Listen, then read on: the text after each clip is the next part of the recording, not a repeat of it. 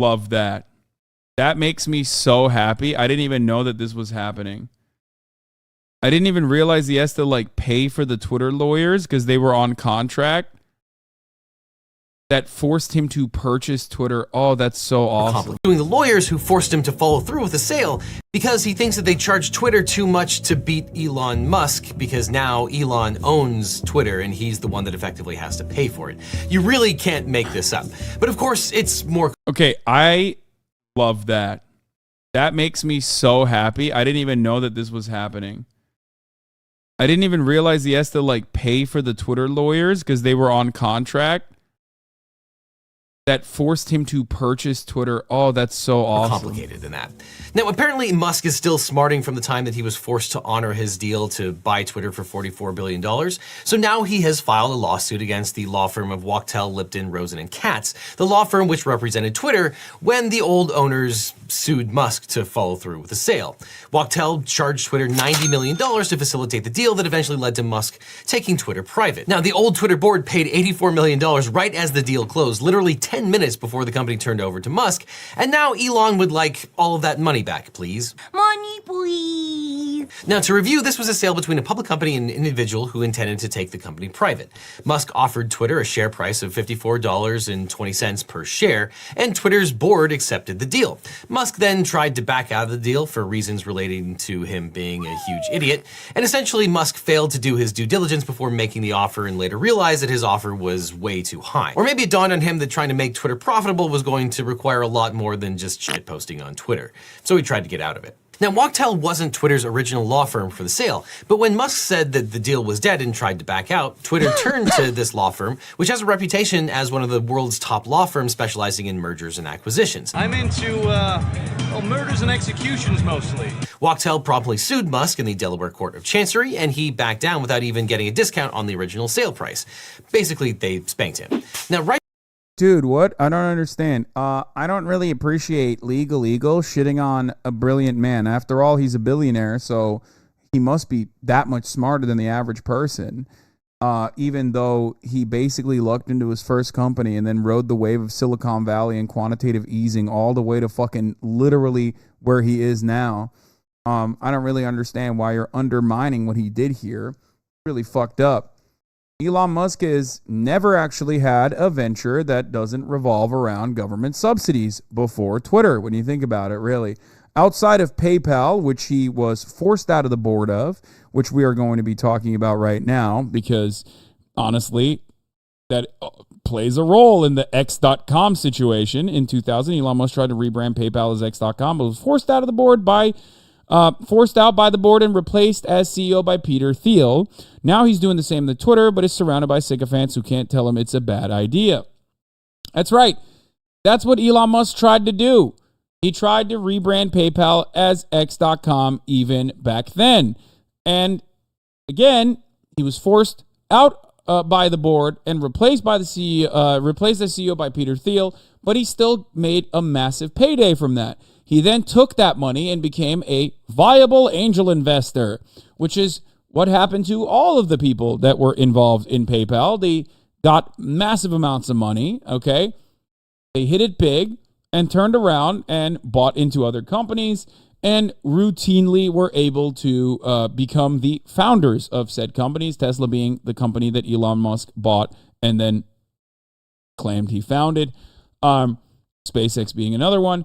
Tesla and SpaceX, and also the co-owned by his brother renewable energy company that he had, which was also a failure in a different respect. All three of these companies, including Solar City was that one, yes, or even the Boring Company, which is supposed to create these fucking tunnels, right, which have been an abject failure as well. Every single one of his companies relies on government subsidies. Until he was, once again, forced to purchase Twitter because he, stupidly enough, said he was going to do it. So remember that. Remember that. Okay?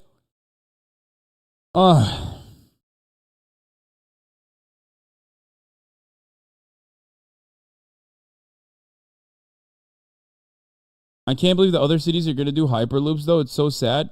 What city is doing Hyperloop?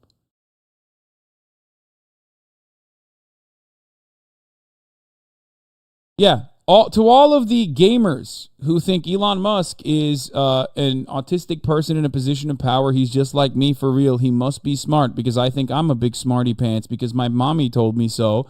Look at his Elden Ring build, okay? If you're a gamer and you played Elden Ring, look at Elon Musk's Elden Ring build and you will understand exactly what kind of fucking dumbass he really is, okay? My man was fat rolling through that entire goddamn game with not a single person being like, bro, what are you doing? Please don't do that. He Diablo posted today and his shit looked ass too. Not surprising.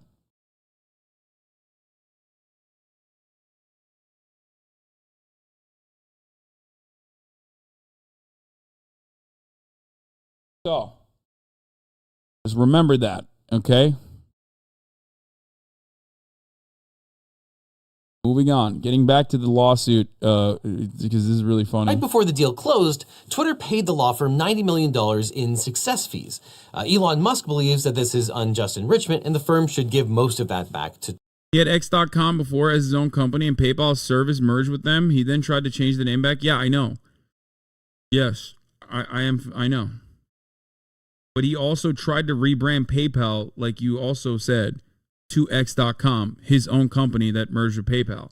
Twitter, which he now owns. And the timeline breaks down like this. Twitter hired Wachtell on June 21st, 2022. The law firm sent an engagement letter stating it would represent Twitter, quote, on an hourly fee basis in a litigation to compel specific performance of the Musk party's acquisition of Twitter. This engagement letter doesn't contain any language about a success fee. Now, the engagement letter indicates that Wachtell negotiated an exemption from Twitter's usual fee arrangement with outside counsel, which gave Twitter a 15% discount on hourly billing rates. And in the months of work after making this arrangement with Twitter, Wachtell invoiced Twitter for a total of $18 million, including $15.6 million in hourly fees. Musk characterizes that as outrageous because it was only for a few months of work. Now, what the complaint Wait, Musk is upset about paying too much for something in a lawsuit where he was forced to pay too much?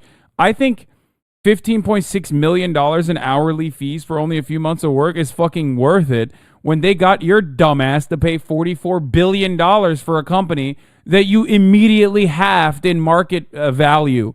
Okay? No, it is the most worthwhile $15.6 million in hourly fees, dumbass. There's nothing more valuable than that. They charged however much they charged, and then they got you to fucking purchase it for $44 billion. Why the fuck would that not be worth? It was a demonstrable success. Okay? The real failure here is forgetting to run the top of the hour ad break exactly at 4 and running it 18 minutes in to the top of the hour, 19 minutes in. Because at the top of the hour, there's a 3-minute ad break. Okay? And if you no longer want to see those ads, all you need to do is subscribe, which you could do for $5 or for free with a Twitch Prime, or by getting gifted a sub. If you're lucky, here is the 3-minute ad break now. I'm late, I know. Leaves out is that during those few months, Wachtell filed a lawsuit against Musk that successfully compelled him to go forward with the sale. And the lawsuit was filed on July 12th, 2022. By October 4th, 2022, Musk gave up his fight to back out of the sale, and he agreed to abide by the deal's original terms. And if you want to think Elon Musk is a smarty pants, go ahead, smart guy, okay? But let me tell you, the Twitter board was not on Twitter tweeting, I need the smartest lawyers in America to come work for me, like Elon was, okay? Imagine going to fucking Twitter to be like, I need lawyers, please help me now. You know who's the type of dumbass who would do some shit like that? Me, okay? I would do some shit like that because I'm a fucking idiot. And it wouldn't be over like a multi-billion-dollar deal that I'm forced into fucking buying because of my big-ass mouth, okay?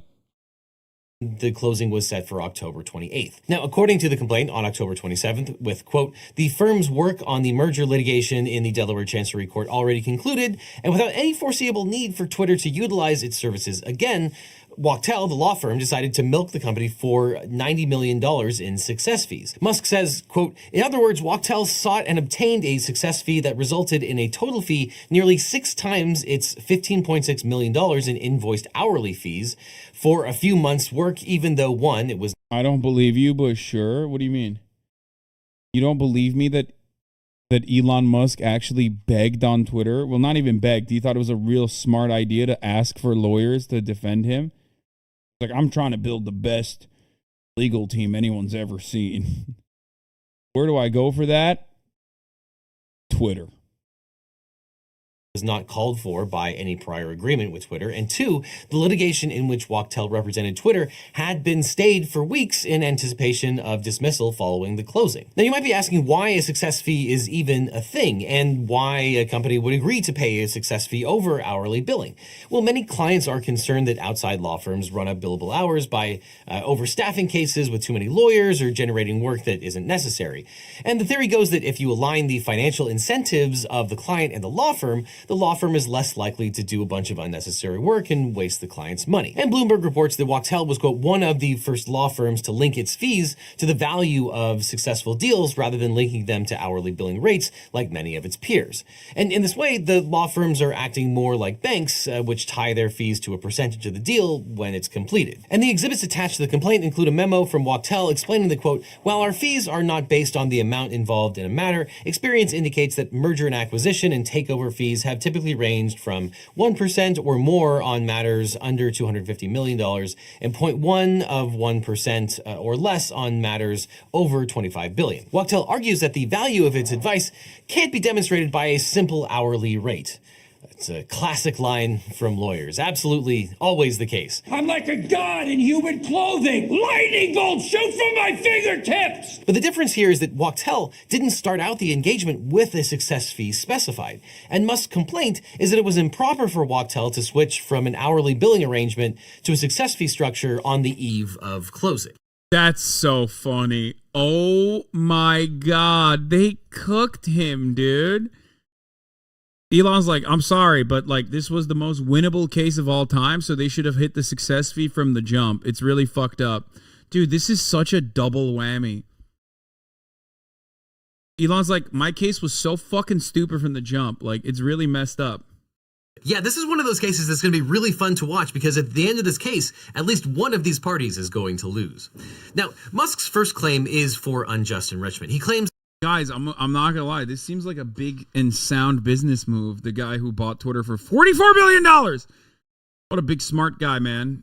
What a big smart guy. His argument literally has to be in this situation that it's fucked up when they realized that they were so slam dunking this fucking court case that like they were able to change the fee structure to a win fee.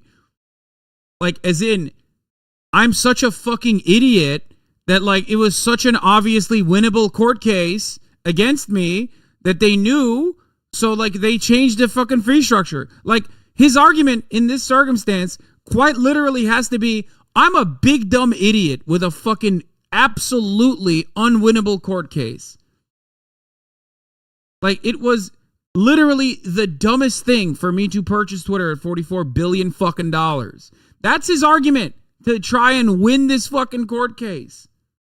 That the closing day letter agreement between the board of directors and the law firm, quote, called for payment of an unconscionable fee and was an unconscionable agreement. Musk argues that Twitter's board of directors were a bunch of losers who got totally hosed by the law firm. The complaint describes them as, quote, lame duck fiduciaries who, quote, lost their motivation to act in Twitter's best interest during the sale. Though one would argue here the complete opposite, that the board was in fact extremely motivated to close the sale at the original price, which arguably was in the best interest of the shareholders. But Musk's perspective is that it was clearly not in Twitter's best interest to have paid this enormous legal bill. But that misunderstands what their duties actually were between signing and closing. Their legal fiduciary duty was to make sure that the deal maximized the value for Twitter's shareholders. That's all they had to do. And the lame duck fiduciaries executed that responsibility beautifully by forcing Musk to buy Twitter at an extremely high share price. And if they accomplished that, then the shareholders didn't care what else Twitter did with its money because it was no longer theirs. And in fact, because the share price was already set by Elon Musk, it didn't really matter how much they paid out to the lawyers because that wasn't going to change how much the shareholders ultimately got. This is actually incredible. This is this is so stupid. God, it's so awesome. I have to pee. I don't want to miss a beat on this, but fucking God, everyone is just, I mean, I think this is one of those circumstances where like actually smart people who are also rich and evil end up fucking over a dumbass rich person in a very, very public way. And you can't help but feel great about it a little bit. You know what I mean? This Mr. Show sketch about rich equals better than is pretty great. It's fire. Though it really made a big dent in Elon Musk's pocket when he had to pick up the pieces of Twitter when he bought it. And yes, $90 million is a lot of money, but were the lawyer's fees beyond the pale in this particular case? Well, in contract law, if the terms of a contract are unfair or oppressive to one party in a way that suggests abuse during its formation, a court can find it unconscionable and refuse to enforce it. But courts rarely find unconscionability in a business dispute between two fairly equal parties. A contract is most likely to be found unconscionable if both unfair bargaining and unfair substantive terms are shown. And generally, courts only void a contract on unconscionability grounds in extreme cases. There's one famous case where a loan interest rate was 800%, or an instance where a warranty expires before a product is even installed. Basically, things that really shock the conscience. Not really things like a relatively high bill for litigation that won billions of dollars. But, you know, your mileage may vary. Now, speaking of great lawyers, my firm, the Eagle Team, is now accepting new clients, and we don't charge $90 million. If you've been in a car crash, a data breach, or medical malpractice, or just about anything else, we can represent you or help find you the right attorney who can. Just click on the link in the description for a free consultation with my team. Because you don't just need a legal team, you need the Eagle Team. The link is down below. And now back to Elon Musk. Now, Wachtell is one of the premier mergers and acquisitions firms, and its partners make serious bank by... Well, guess what? Technically, didn't skip a beat there. Didn't lose a single moment because he just went directly into an ad segue. What a wonderful piss. What a wonderful way to time that piss, folks. It's great.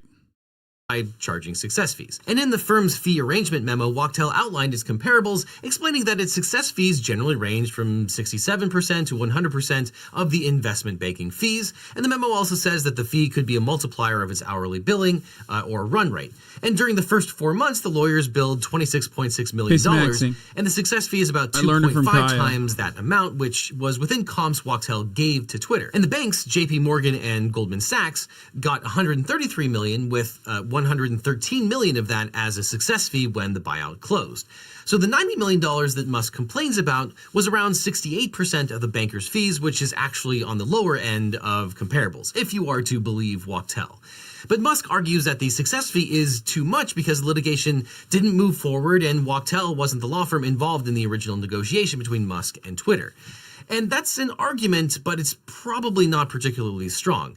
To prove his point, Musk states that the work that the lawyers did wasn't particularly hard since it was just a garden variety contract dispute. Quote, there were no... Oh, that's awesome. Come on, dude. It's the most winnable case. Like, you can't be charging this much on my dumbass. Please. Please don't do this. No novel or difficult questions of law involved, nor did the litigation require any special skills beyond that which Twitter could have procured by paying hourly rates to many other reputable law firms with the experience litigating in the Delaware Chancery Court, including those hired to work alongside Wachtell. Now, this argument is particularly hilarious because Musk is actually admitting that the legal questions weren't that difficult because he really didn't have any legal basis for backing. I was right. And I'm not Legal Eagle. Legal Eagle is very smart. I am not a very smart guy. And even my dumbass could see that Elon Musk's only fucking way out of this lawsuit is to admit that he is objectively a fucking idiot. I love that. Where are all of the people? Where are all the people in the chat who are like, dude, you're just fucking shut up, dude. He's smart, actually.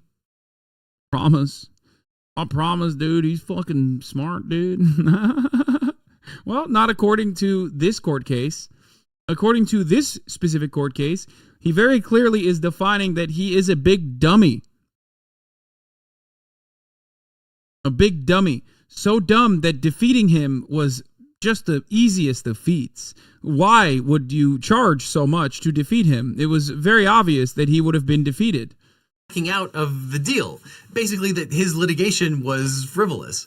And if Musk had simply done what he was supposed to do by consummating the deal in the first place, Twitter wouldn't have to pay a success fee at all. And of course, Twitter's board was obviously pleased that Wachtell helped it close the deal at the original price.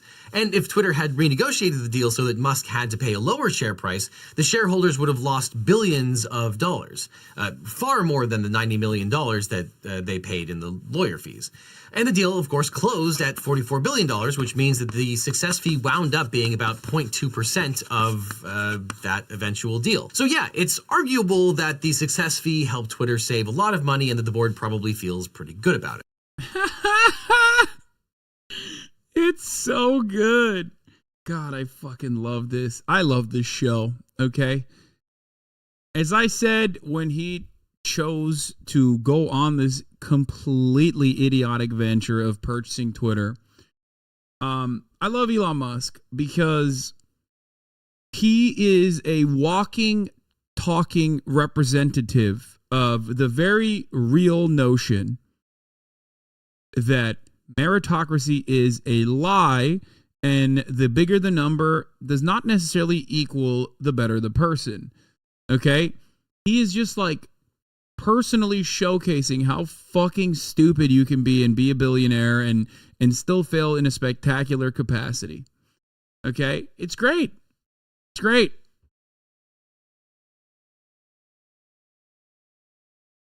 I love that. I love that. Now, of course, we unfortunately live in a society full of dum-dums, okay, myself included. So clearly there are still people who are going to be blind to that truth, no matter how much Elon bashes them over the head with it. Elon is regularly demonstrating that he's a fucking idiot, okay? Like routinely, regularly, all the time. And yet, there are still always going to be fans of his that are like, no, I don't believe you. You're stupid. He's rich. And in fact, success fees are so normal with mergers and acquisitions that Musk's own law firm, Reed Collins and Sy, the lawyers handling this case for him, also charge them.